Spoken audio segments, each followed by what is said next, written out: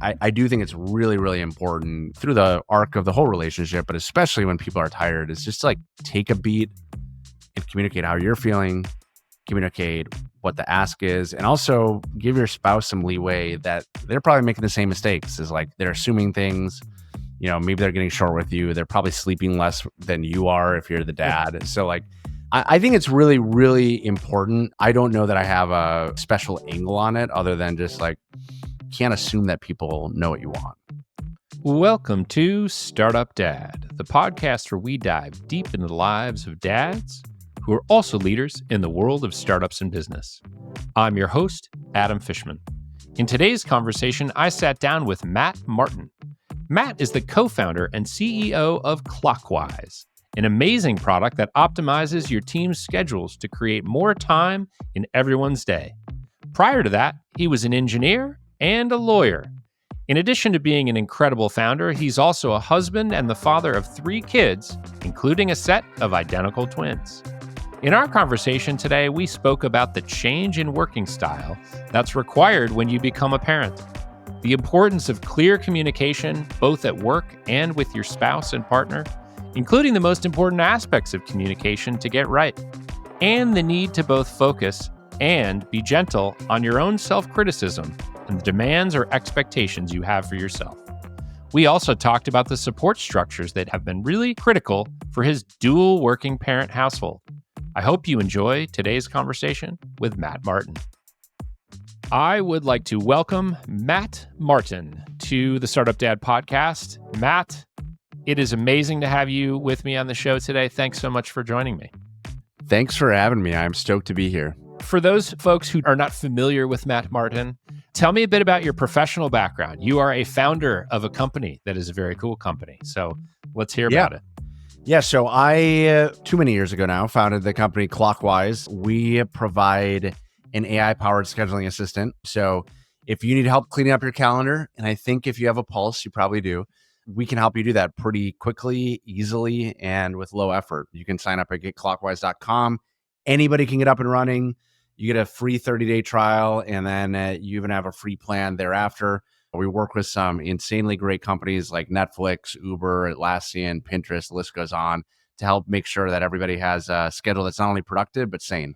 Cool. Productive and sane. That is a great topic for this parenting podcast. If you're a parent, you only get one of those. Right. You don't get both. We can't have all the nice things. What'd you do before Clockwise? Were you in a different line of work or different career path? Yeah, my background's kind of funky. So right before Clockwise, I was at a different startup named RelateIQ that was acquired by Salesforce. So immediately preceding Clockwise, I was managing our front-end engineering team inside our little subdivision inside Salesforce. And then prior to that, I was at a number of little startups. And prior to that, I was an attorney. And so that's the weird path that I took. Out of college, I was really into politics. I was kind of tinkering with software engineering on the side, but I thought, maybe I want to go to public policy. So I went to law school and practiced as an attorney for a little bit. Decided it was not for me, which was a very expensive lesson to learn, and bailed and went into software. You followed that well-worn path of attorney to startup founder. That's right. That's right. Yeah, it's the most linear path you can find. It's a good process. Oh, that's funny. So tell me a little bit about what life was like growing up. What were you, Matt, like as a kid?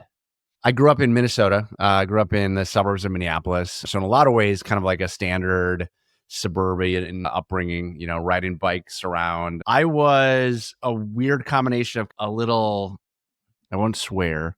Oh, it's an explicit language allowed podcast. Oh, all right. I'll let her rip. I was kind of a little shit, and not in like the typical ways. I've always had kind of a problem with authority. And that really shone when I was like 8, 9, 10, 11, 12. But yeah, I mean, I just, biking around, playing video games, reading comic books, kind of pretty standard suburban kid in Minnesota stuff. Yeah. Sounds a lot like me. I grew up in a Detroit suburb. So there you go. A very similar Midwestern upbringing. Tell me about your family now. You have a wife and you have 3 kids, if I'm not mistaken. You are not mistaken. The wrinkles show it. Yeah, no, we have 3 kids. So my wife is a doctor. Actually, my best tip for anybody listening who is also a dad or a parent, try to marry somebody who is a pediatrician. It's kind of an unfair hack on having kids. We've avoided many trips to the hospitals that I probably would have brought them in for. And she's like, no, it's just a rash. But my wife works as a pediatrician here in Minneapolis, and I have twin girls who are 4 years old, identical twins. That was a surprise. Uh, and despite having identical twins, we were nuts enough to go for number 3, and I now have a 6-month-old boy. Wow. So your wife is a doctor, a pediatrician. That's a pretty intense job. And you are a startup founder, Yeah. also an intense job. How do the two of you manage having two like dual track careers and, a cadre of children with all the needs and time suck that goes on with that? Like, do you have certain support structures in your family or flexible work arrangements? How have you two set it up so that you can kind of make all this stuff work? Well, at the end of the day, we both allocate about 30 minutes for each other just to cry into a pillow. We find that's helpful. No, I mean, look, like we have a pretty balanced partnership. I think you should probably ask my wife if that's accurate. I'll check in with her after the show. Thank you. Yeah, that's good. Report back with what she says. I'll be interested. It starts with just being pragmatic, honestly. I mean, I find there's a certain brand of type A parents, and both my wife and I are very type A, but I think we've avoided this trap where you're trying to do everything, quote unquote, right. I mean, there's so much information out there. There's so much stuff that can be consumed on everything from the web to TikTok. And I think that we ground this a little bit in just straight up pragmatism to start, which is we do have dual track careers. It's not a matter of making the best balance or making the best decision in the moment, but actually making the decision that gets us through. So at a practical level, that means we spend way too much on childcare. I joke, but it's an insane privilege to be able to do that. Just with both of us working full-time jobs, there's probably no way to balance this without help of a nanny. And not everybody can do that, and we can. It's a tremendous assistance. We have a daycare that we love that the twins do really well at. And then evenings, just kind of all hands on deck. Right now we're in that phase where the 6-month-old is still breastfeeding. So it's kind of my wife on deck for the 6-month-old and I'm on deck for the twins. And that's more or less the default. But then we have a shared family calendar that we put anything on that might disrupt that rhythm so that we have advance notice about it. We can kind of block and tackle around it. That makes a ton of sense. Calendaring, all hands on deck. Love that. At least you have like one hand for each of the twins. You can, right, keep stiff arm them while your wife's trying to do her thing. Yeah, I think I appreciate that you mentioned with two working parents, like without childcare, without daycare, nanny, like it's pretty difficult to make all that work. Well, here's another thing, Adam. I mean, we lived in the Bay Area. We lived in downtown San Francisco for the last 12 years and only recently moved to the Twin Cities. Clockwise, fortunately, is completely remote, distributed. I have a lot of employees across the US. And it was a really tough call. I love San Francisco. It is still the epicenter of tech and startups, despite what somebody from New York might tell you, or Miami. I mean, that's just a joke. I'm going to get hate mail now. But with a third on the way, both of our parents are here. So that was another just pragmatic decision. Tough one, because it has career implications in terms of how close I can be to some stuff. But really, I think makes me a better CEO and co-founder because I can devote more time and attention and still wake up pseudo in a state of sanity. That was a big one as well. Yeah. So you founded Clockwise, you mentioned at the beginning, a little over 8 years ago. Your twins are 4. So you had them about halfway through this Clockwise journey. Yeah. I guess I have a couple of questions about that for you. One is, what was that conversation like, or that discussion or process with your wife when you're like, hey, we're two working parents. I'm working as a founder to startup. Like, that's a big responsibility. I got a lot of children that all work at the startup with me. And then she's a doctor. So I guess what was that conversation like around starting a family? And then how have you found that your working style has changed or your approach to work has changed as you've become a parent?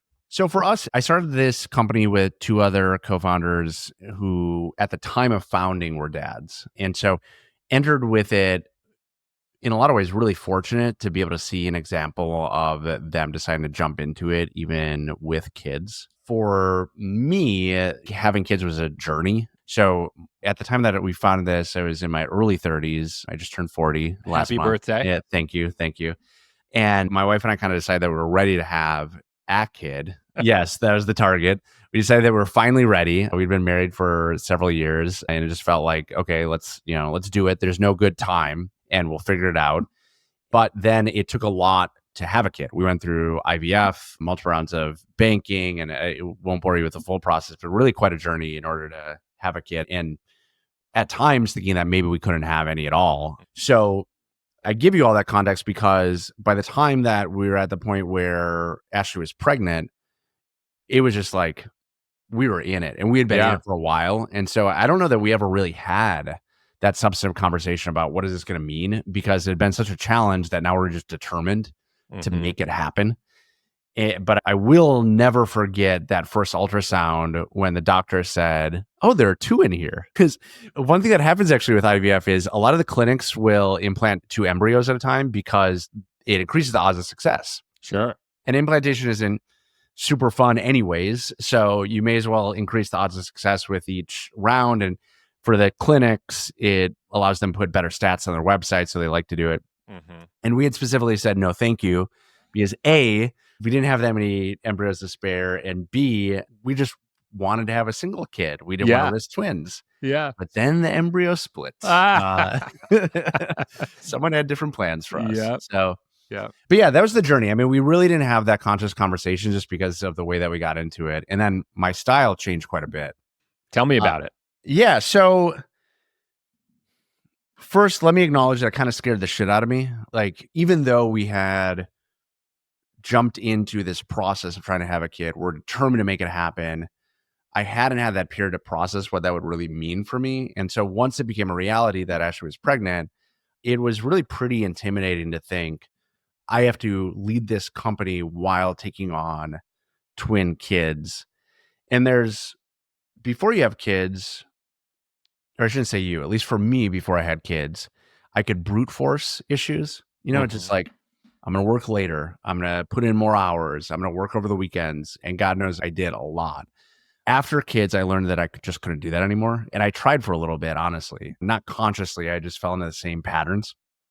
And fortunately, I had an investor and mentor who I was expressing this to. He said, no, no, no, no. This is going to make you a better CEO. It's going to make you more disciplined. And I remember at the time being like, oh, yeah, that sounds great on paper. How does it actually work? And it unfortunately didn't give me a playbook, but I did figure it out, which is I have to set boundaries and more structure in my day. And I have to be more diligent about spending my time on stuff that actually is high leverage and being better about delegating the stuff that doesn't. And these are kind of classic techniques that aren't even related to being a dad. They're just related to, as your workload increases dramatically, how are you going to continue the throughput? And one way that your workload increases is by squeezing the amount of time that you can actually spend on it. So I put structure into my day. I put an end time on. And one tip for any working parent out there, if you can get away with it in your job, is to put on 30 minutes to an hour before the end of your workday on your calendar every day as a recurring meeting that's blocked. It allows me, before I have to switch gears and go prep dinner or go help with the kids, it allows me to kind of clear out my inboxes. And a lot of the times I still have to come on after bedtime, at 8 o'clock. But then for that in-between period, say between 5:30 and 8, I have clarity. I'm not juggling all those loose threads in my head. I know either that I need to come back on at 8 and knock out these three things or not. And so that's just one very specific tactical example of the ways that you have to bake in more structure and be more diligent about how you're spending your time. Yeah.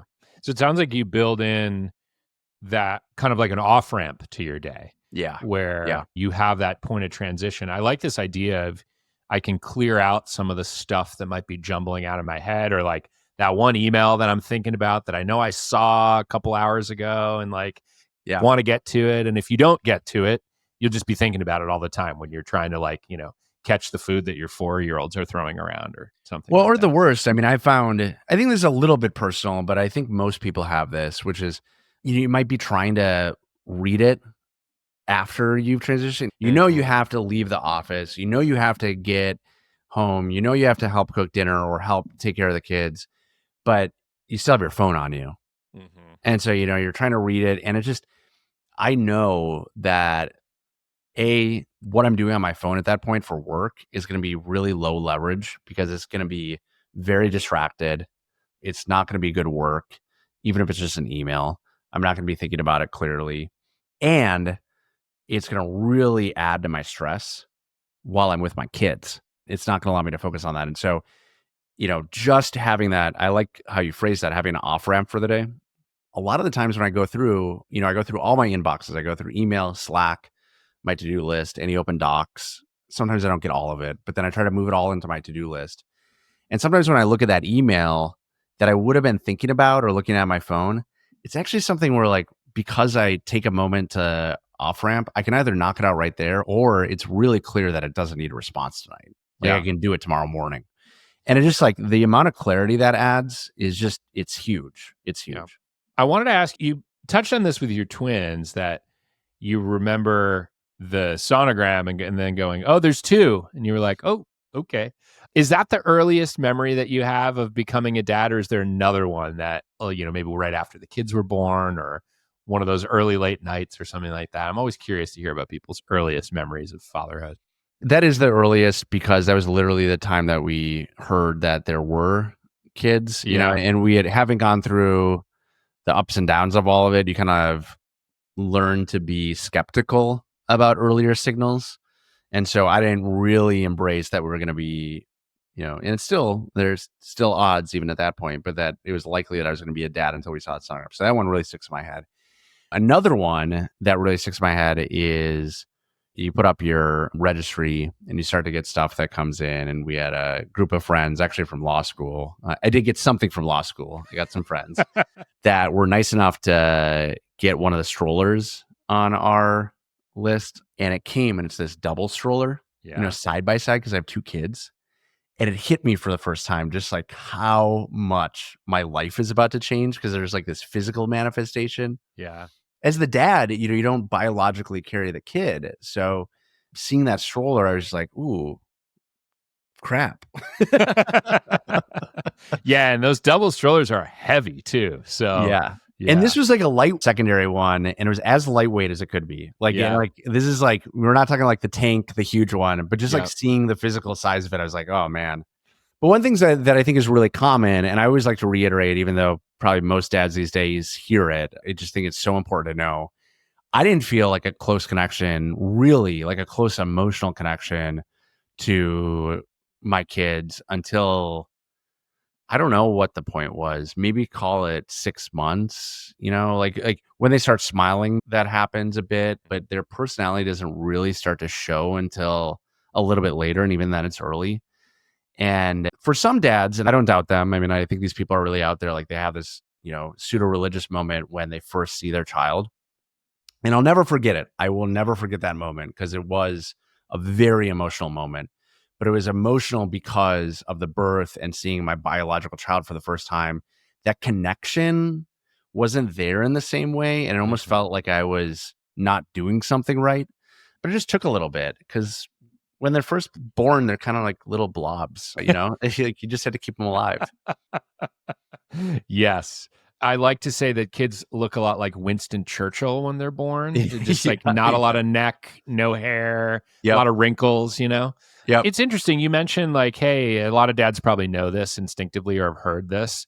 But I think, many dads have brought that up on this show. And I think it's important, because I think it's important for dads to hear this, that like, you're not broken if you don't feel this immediate like emotional pull to your kids. And it sounds, based on the number of people who've been on this show and talked about it, pretty common. You also feel a little bit useless as a dad in the early days. Like, there's fewer things that you can do. You're not necessarily responsible for that kid eating, for example. Yeah. So I totally get it. And I appreciate you bringing it up, because the more times we talk about it, the more people will understand it. So I wanted to ask you a little bit. One of the topics we talked about sort of in the prep was this idea of communication. And I think this one's really interesting, because you can probably appreciate this as a CEO, but in companies, most of the problems as you get bigger end up originating with communication. A lot of problems are ones of communication. people don't know something, you're not on the same page, you're out of alignment. And especially in a fully remote company, I imagine communication is super important. Would you say that the same is also true in parenting and those lines of communication with your spouse? And how do you manage that? Not as well as I should. I mean, I think that the answer to your question is yes. And I think that especially it's really important in any relationship to have clear communication, but also to acknowledge that people can't read your mind. And I'm bad at this at times. And I think that especially in the early months of having a kid, you're most prone to this because what's going on? You're tired, you're not sleeping, you're kind of stressed out. It's a new view on your relationship with your spouse that you've never had before. And as you noted, the division of labor is inherently unequal. And so, like, you're trying to help out where you can. And I have personally gotten into bad habits of, just assuming that the other person knows what I want or assuming that they're going to communicate. And I do think it's really, really important through the arc of the whole relationship, but especially when people are tired, is just to, like, take a beat and communicate how you're feeling, communicate what the ask is, and also give your spouse some leeway that they're probably making the same mistakes. Is like they're assuming things, maybe they're getting short with you. They're probably sleeping less than you are if you're the dad. So, like, I think it's really, really important. I don't know that I have a special angle on it other than just like, you can't assume that people know what you want. Yeah. And what would you say is sort of the most important aspects of communication and the things you need to get right? Clearly you mentioned the expectations, the, tone and tenor of what you're talking about. Are there other things that into mind where you're like, man, as a parent, these are some of the things that you really got to nail? Yeah. I mean, so a couple of things in terms of with my spouse. I think that the calendar for us helps, and it's a form of expectation setting, making Yeah. sure that, because the worst is like surprises that you can't logistically plan around, that's just going to create problems for the family and it might create tension. And so having some mode to communicate who's taking what when, whether that's a calendar or whether you're just messaging, but always staying ahead of it, I think that reduces the likelihood that you have like a real bad situation. And then the other, I think, is giving grace. And I try to practice this, but like reminding myself that just because my spouse is making a certain face, that might not be about me, or maybe it is about me, and that's okay for the moment. Like we're all having a time. With kids, the thing that I try to practice the most is like, especially when they're having a really hard time or they're blowing up, or I'm having a morning where it's fight after fight after fight after fight. Sometimes I do lose my patience, but I try to remind myself that they are learning and growing, and that like my reaction is the only thing that I can actually control. I can try to help them, and I do, and I can try to coach them, but they might not have the capacity at the moment or capacity in terms of where they are physiologically to really process that. But I'm an adult, Yeah. and I do have the ability to control most of the time, and it's practice for me to be able to mediate my response and think about it. And just having that beat to reflect on that is helpful. Just recognizing that like I do control something in this chaos and it's how I show up. Yeah. That doesn't mean I'm always able to show up at my best. We're all Sure. human, but like Yeah. I find that that's important. Yeah. Do you have any stories about getting it wrong? Maybe this is a humbling moment, but Oh, too many to count. Yeah, too many to anyone count. that you would share that maybe other people could relate to while listening? My wife and I probably have different philosophies on potty training. Oh, Yeah. And again, she's a doctor, so I will take her lead. But again, I'm also right now, at least, mostly the person on deck for the twins. And there's a certain point in the life cycle of your child where the poops go from being like baby, right. even toddler poops, to be like, oh, you're a full human. This is like, you just took a shit in your pants. I'm Yep. glad you had a diaper, but like this is a different level. Yep. And I am just like, they're so close on just Yeah. being done with them. And I'm so excited for that day, for the day when I go into my garage and it doesn't stink to high hell because the garbage is full of dirty diapers. And this has been a case where I've lost patience because, Ashley reminds me, like, the one thing that they can control is their body. Yep. And we really want to help coach them to understand that they are in control of their body.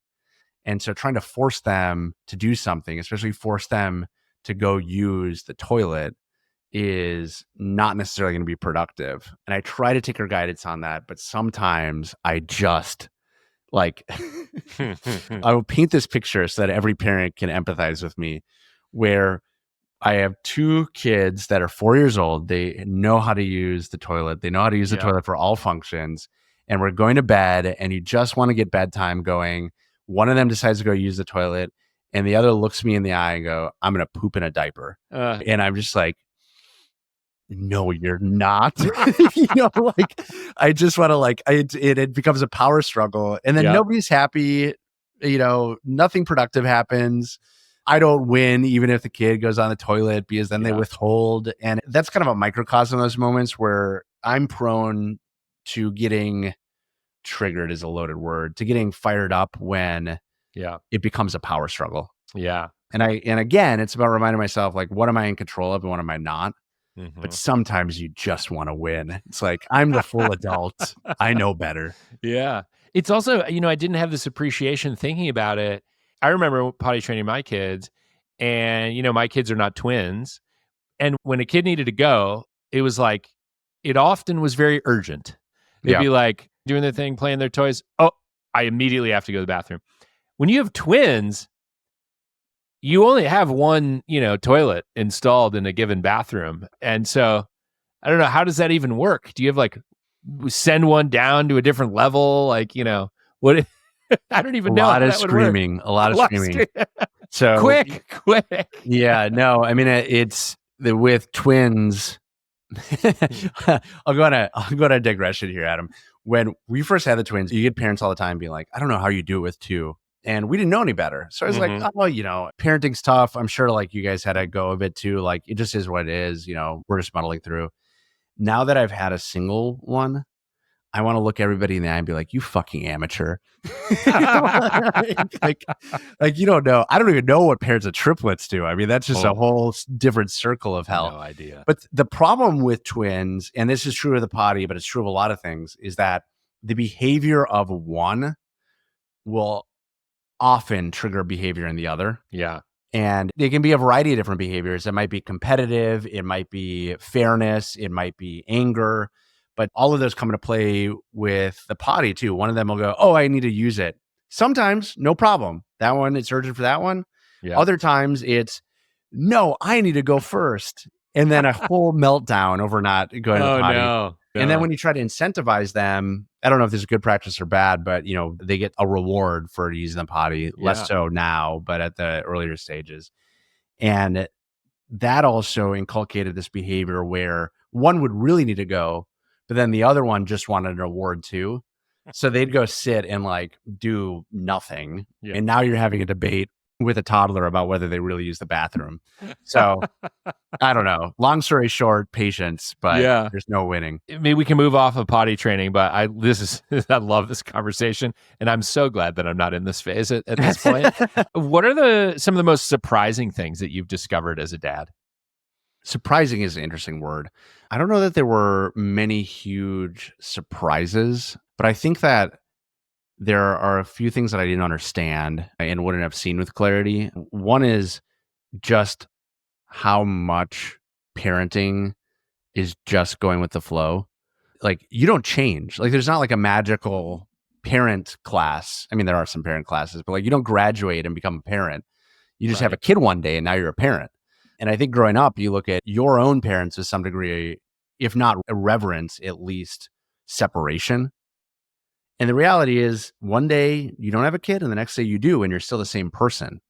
And that's, I don't know, again, not surprising because I think, I would have said that, but just illuminating in the fact that there's not any magic here. There's not like a playbook that you get. You can read materials, everybody gives you different advice, but a lot of it is kind of going according to your own judgment and your own values and trying to do the best job that you can. And I think that the lack of kind of a established system for how you do this is perhaps surprising. And then another one is just how much I can enjoy it at times.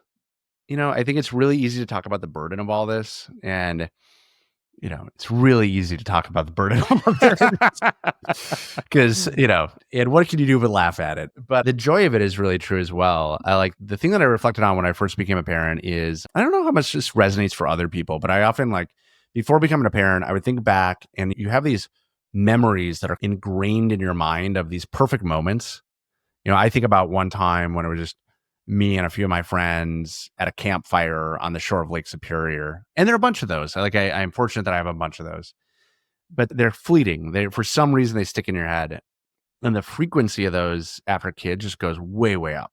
Mhm. And it's just it gives purpose in a way and gives emotional connection. It's biological, we're made to do this, but it's just really rewarding at a level to see them grow, to experience life with them, and to see the world through their eyes.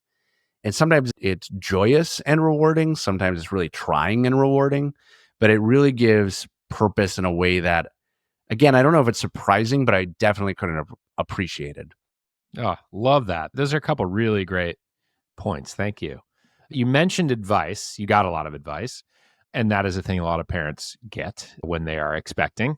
So if you could rewind the clock, no pun intended, by the way, to the time, 4 years ago, right before the twins were born, Yeah. and you bumped into, 4 years ago, Matt, is there any particular piece of advice that you would give to Matt that really stuck with you that maybe somebody else gave to you or that you've learned in your 4-ish years as a parent?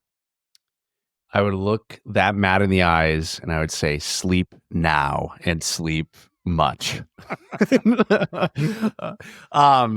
Jokes aside, I mean, I think that it's difficult to prepare. It would have been difficult to prepare me for the reality of it. I'm the type of person, again, probably going back to problem with authority. It's difficult for me to get advice and really internalize it until I go through it. Mhm. But if I could shake myself, and really get a message through it, restructure your day and your expectations now. Mhm. One of the things that was really tough for me, actually tough, I think psychologically, was that you're at a startup and it's so much work and it's so intense. And I didn't do this consciously, but I realized in retrospect, I really used those moments of downtime as restorative, whether that was the weekend or whether that was late in the evening. And you just don't get as many of them. It's just reality. They're taken up by your kids and family, and you have to think much more tactically about how to get that. And so the advice that I would give to myself is both to try to get ahead of those expectations. The part that was tough for me was still no, I knew because of the reality I was living in as a new parent that I wasn't going to get them, but there's something that was still caught in that old world where I needed that rejuvenation. I wasn't acknowledging that I wasn't going to get it through the normal means that I had previously. And not getting it was leading me in a place where I was really upset and resentful of not having that time. And that resentment could take aim at whoever caught it at the wrong moment, whether it's my wife or the kids themselves. And I think that, helping myself get ahead of that and kind of restructure my expectations, but then also structuring in the time to have that restorative period, that would have been really, really helpful. Great. Was there any advice that you got that you would tell younger Matt to just completely ignore? I happen to not take much advice that comes from my parents. Yep. So there was already a pretty good filter on the source of information it was coming from. So I can't, apologies, it's not a great answer to your question, but I can't think of anything that sticks out as ooh, I really wish that we had never done that. Got In that vein, it's a little bit weaker sauce, but I think it's really easy to get amped up on the should nots as a parent. Like, you shouldn't let your kid ride a scooter before this age. You shouldn't let your kid use a screen. You shouldn't let your kid, I mean, screen time is a huge source of guilt for a lot of people. Sure. And to some measure, those are correct. But I think that anything taken to extreme is suspect. And re-anchoring in two things. One is what's practical? What actually works with your lifestyle? Give yourself some grace to just discard a rule every once in a while. And two, what brings your kid joy? I think one thing that gets too lost in the conversations around parenting is everything has to be educational. Everything has to be productive. Everything has to be in pursuit of something. Everything has to be structured. And like, I don't know. I don't want my kids watching Paw Patrol 24/7. Like, if they love that dumb show and they want to watch it for 15 minutes or 20 minutes a day, like, great, whatever. I do terribly dumb stuff as well that just gives me Sure. some peace of mind. Sure. Okay, I love that. I wanted to ask a more lighthearted question, which is, what's your favorite book to read to your kids? And do the twins like the same book, or do they each have their favorite? Actually, this is one piece of advice that I'd give everybody is that you can find used books really easily, and especially used kids' books. And like Yeah. we, and by we, I mean my wife, has maybe a borderline problem. we we have many kids' books, but really it's kind of a delight because like you get these books like as a new parent, they're gonna come in your registry, you're gonna find them. You have some favorites from when you were a kid, which are really special, but there are only so many times you can read Goodnight Moon before Right. you before you just want to throw it out the window. Yeah. And so finding a source where you can just like constantly scoop stuff up. Local libraries are great too. I found that's really wonderful. Like we have a rotation of books that comes in and out. Now, that all said, that right now they're really into the Mercy Watson books. Oh, yeah. The pig. Yeah, yep, Mercy Watson the Pig. And for those who aren't familiar, it's kind of like it's a early reader chapter book, really like very short, but they like them a lot and they're kind of fun. They allow me, and by they allow me, I mean literally the twins will allow me to read it in a voice. Sometimes they tell me that the voice is awful, I need to stop. But I like them reasonably well. They have some narrative to them. You get through them. Some of the favorites, one is actually kind of a surprise one. It came in off this used books that we're getting. Politero Man. They love Hmm. Politero Man. I've Yeah. never heard of that book. Yeah, I hadn't either. If you look it up, it's about the ice cream and popsicle vendors in LA. And they just love that one. They got the chance to bring one to school that they got to read to their class, and that was the one that they liked. Oh, Yeah. cool. Very cool. Politero Man. Yeah. We'll look this up and link to it in the notes. So you strike me as a high achieving guy. You mentioned you and your wife both pretty type A. It's hard to Yeah. be a startup founder and then also a doctor and not be a type A person. Yeah. And usually high achievers have a pretty vocal internal critic, kind of Yeah. motivates them. Yeah. How have you navigated that internal critic as a parent and as a founder? Yeah, I think that the internal critic really gets loud for me when I'm worn down. It's easier to put that critic into context when you have the energy to do it. There are a variety of techniques for that. One that I really like is if I'm really stuck, just to write out voluminously, like not write for anyone, just like write out all my thoughts on paper and it helps get it out. It's just a tactic I found that's useful for me. I also sometimes use the tactic of getting out of the I voice Hmm. internally and trying to look at the situation as though I was advising a friend, because often we're much tougher on ourselves than we would be on somebody else in the same situation. And you can't obviously completely get out of your head, but I found that it's helpful for me to reflect as though I were giving myself advice. But it does really go back to making sure, again, that you get those moments that rejuvenate you and rest you however you can. I'm always a little bit tired. I don't get enough sleep. I try, but working out is really important for me. It's a little bit of time that I hold sacred to clear my head. I try to carve out time in the evenings just to, maybe veg out and watch Netflix. Like none of this is rocket science, but I just think that critic gets really loud unless you take care of yourself. And so one of the things that's really easy as a parent is to focus all your energy on your kids and those around you, because it feels a little bit selfish to take time for yourself. And again, check these notes with my wife, who you'll be talking to after this. But it feels a little bit selfish, but I think it's so essential. Like you got to budget out that time to make sure that you're your best. Otherwise, that voice just gets loud. You get irritable. It's not good for anyone. Yeah.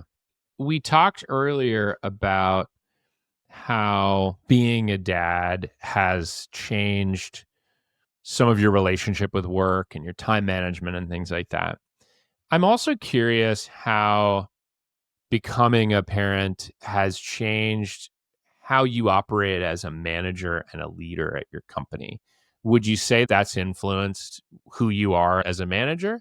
Yeah, I think so. I mean, I think, the first order stems from having to be more structured in my time. I really do think that I'm better at this now than before I had kids.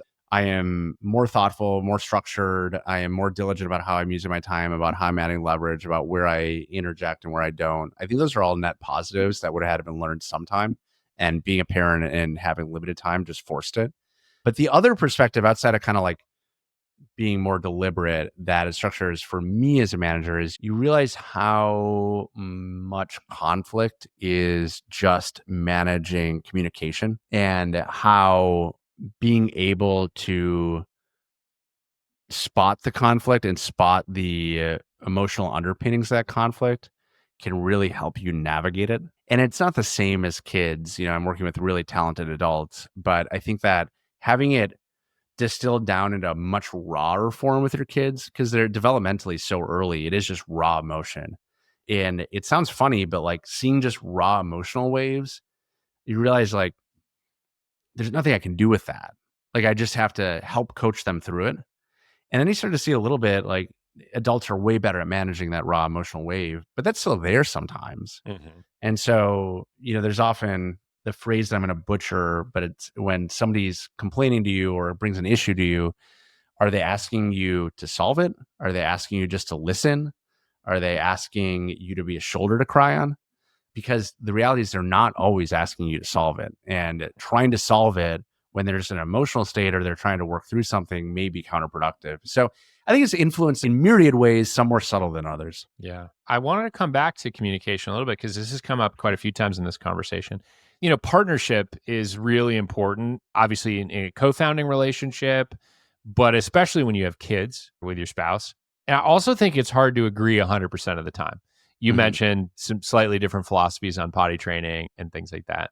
What's an area that you and your wife don't agree on when it comes to parenting? The one that comes to mind, because we already talked about it, is the potty training. Like, I think that setting just a firm rule and boundary, like I would have definitely done that absent her counsel. I think academically, I see that she's probably correct. Yeah, the damn, credentials she has really is a trump card sometimes, but emotionally it's really unsatisfying. And it's often at that boundary, honestly, like that's a fault of my own that I'm aware of, is like when my emotional impulse is going one direction, but either her opinion or either the facts of what I read of the situation is going another. It's really hard sometimes to modulate and navigate that, even though like it should be a simple thing because I know, or at least have acknowledged that there's a different path that's better. The emotional impulse is still like, I want this to go this way right now. And again, those are also points where communication can break down because I'm in a posture where I'm not coming from a logical perspective. I'm not coming from a perspective that's like grounded in any sort of fact or science. It's just like, I feel this and I want this. And that's not incredibly productive. So I don't know that I'm the best example of how to communicate in those moments, to be perfectly honest, but I have gotten better at just saying, okay, and then walking away if I can. Sometimes I can't because the kid needs help or something. Yeah. But sometimes, again, going back to those emotional waves, the best thing that I can do is just control my reaction and then like let it cool down and give it some space. Yeah. Love that. You have built an entire career in technology, or at least the last 2/3 of your career. Something tells me you're not going back to being a lawyer. I don't think so. No. What is the relationship that you want your kids to have with technology as they get older? Oh man, this will get really philosophical. So as humans, we're tool makers and tool users. Like that is our big advantage, that in language, are big advantages over any other species on the planet. We have for our entire evolution figured out new and better tools. I see technology as really just another iteration of tools.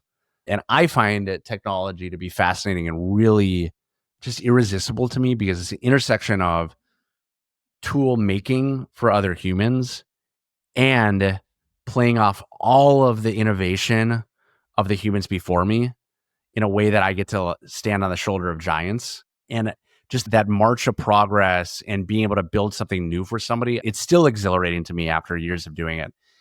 And so my hope would be that I am able to educate my kids as the fact that these are just tools.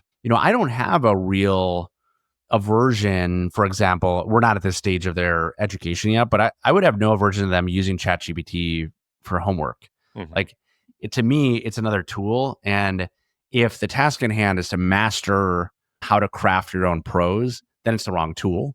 But if it's to master your own prose and you want to have something to bat ideas off of, it's not a bad tool. And so for me, it's more about educating to understanding how and when to use technology and having curiosity about it so that it doesn't feel like a black box. It doesn't feel like a panacea. It just feels like, another gadget or tool in your arsenal of things that you might use for whatever task you're endeavoring to accomplish. Yeah. Have you started playing around with your daughters and ChatGPT or anything like that? Like the voice No, mode or anything?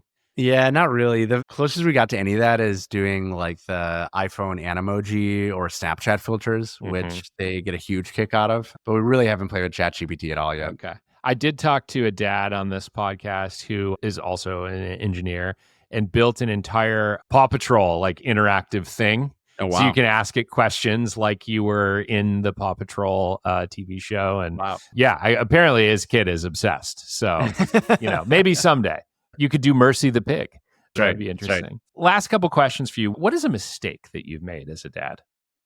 I think not knowing when to walk away from a situation, honestly, like, whether it's my kids like having a big epic meltdown where I can't literally walk away, but I can just acknowledge that I don't have any role other than to help be there for them. Yeah. Like it's not about like fixing it. It's not about, stopping it, just about being there. And in a more tangible way, like walking away from a situation where like, obviously like my wife and I are not going to have a productive conversation and just like walking away from it. And I think there's a little bit of just knowing our own boundaries there that I always strive to be better about. Cause, again, type A personality, like you always kind of want to get to the conclusion, like you want to get to the resolution. And sometimes the resolution just isn't in your control, especially with toddlers. Almost never in your control. Yeah, that's right. Can't put the crust back on the sandwich that you've cut off, for example. Yeah. Last question for you. How can people follow along with your journey or be helpful to you or Clockwise in any way? There are a few things that you can do. I mean, first, I have to pitch the product. I think it's an amazing product. You can go to getclockwise.com or clockwise.ai. They'll both get you the same place. Try it out and shoot me a note with what you think. I mean, our team is always available at support@getclockwise.com. You can find me at matt@getclockwise.com. Ping me anytime if you have feedback about the product. And then if you just want to follow along, I tend to talk a lot about time management, obviously. I talk a fair amount about startup building culture. I talk a little bit about being a dad. I tend to do that mostly on LinkedIn these days. Other forums, I'm still experimenting with Blue Sky and with Threads a little bit, but the most reliable place to find me is on LinkedIn. And you can just search for me, Matt Clockwise, you'll find me. Awesome. We will link to all those places in the show notes. That concludes the regular portion of our programming. Are you ready for our lightning round? All right, let's do it. Okay. I'll try to give not nuanced answers and just let it go. Whatever you can. Take the Frozen mantra. Okay, here we go. What is the most indispensable parenting product that you've ever purchased? I think it's just the diaper pail. Just having a pail that you can put the diapers in that doesn't stink. I mean, it will eventually, but being able to shut that lid, get a good one. What is the most useless parenting product you've ever purchased? We have so many baby carriers. I feel like we're collecting them at this point, and I have yet to find one that's any better than the first one we purchased. Awesome. The ideal day with probably your daughters involves this one activity. Getting out of the house. I know that's about as bland as it can be, but honestly, like if we can get out of the house, go to a playground, go somewhere, go for lunch, like that is great in my eyes. Change of scenery. Love that. What is your go-to dad wardrobe? Jeans and a button down. I'm wearing it right now. You don't see the jeans, but throw the button down on. I mean, man, that is like very, very dad. I'm starting to reflect in a way that I don't like. So now, this may not be a fair question because you are married to a pediatrician, but how many parenting books do you have in your house? Oh my God. Dozens. Some of them are literally academic textbooks. Okay. I'll be a little bit more fair. How many parenting books have I read in our house? Yes, that's my next question. How many have you read cover to cover? Cover to cover? One. Okay. I read one cover to cover that was about being a good husband to your spouse.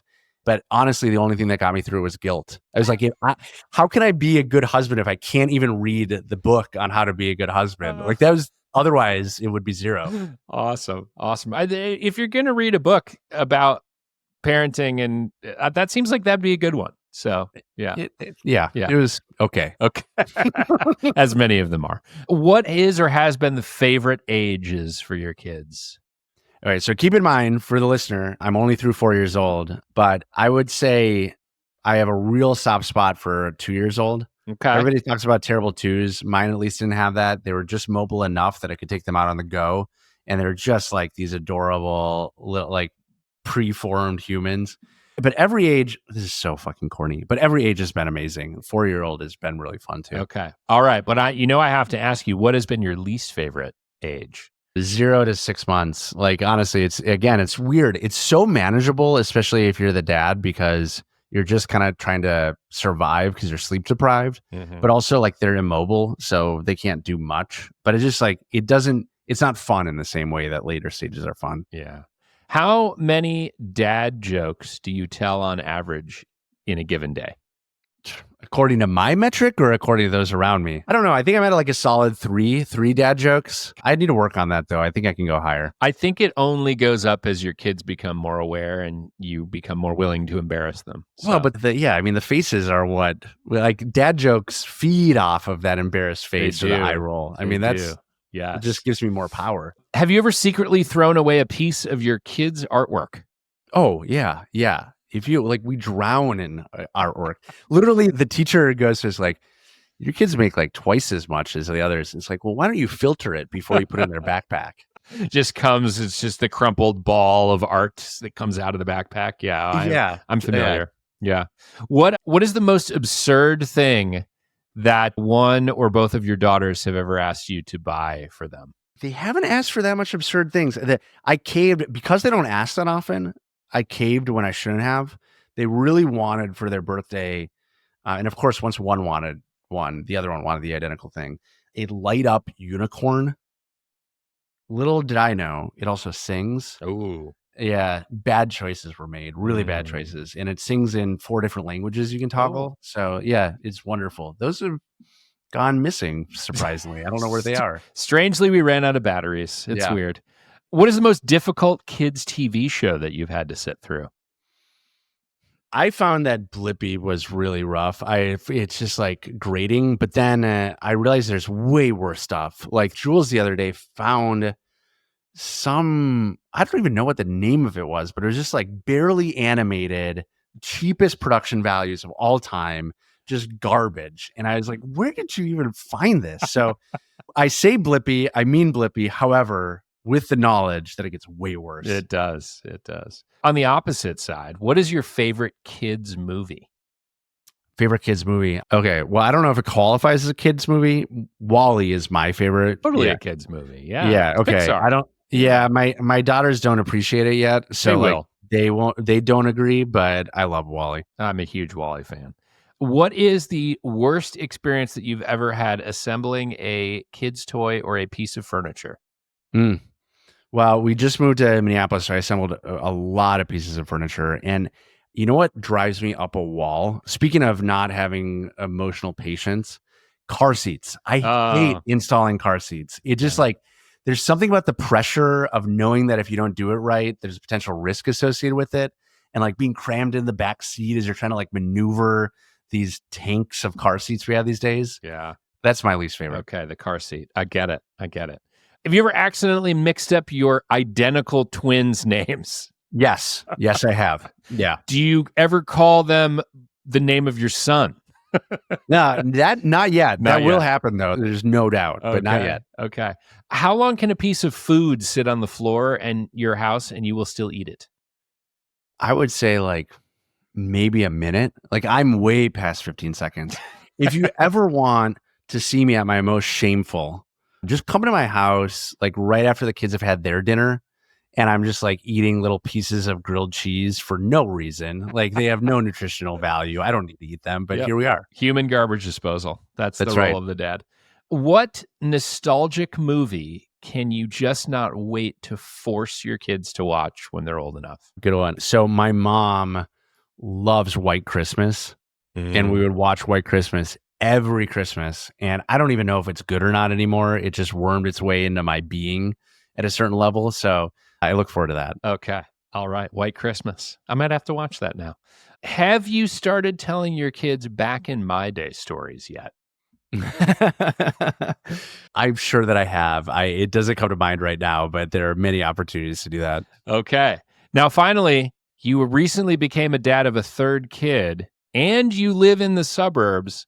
What is your take on minivans? Ooh, I would say that they are the right choice for everyone, and I haven't yet allowed my identity to go into minivan territory. So it's like a personal journey, I think. And Yeah. it's, I'll figure it out one day and end up with the minivan because it's objectively the right choice. Yeah. Yeah. It's the just right a tool bridge for the too job far. for you. Yeah.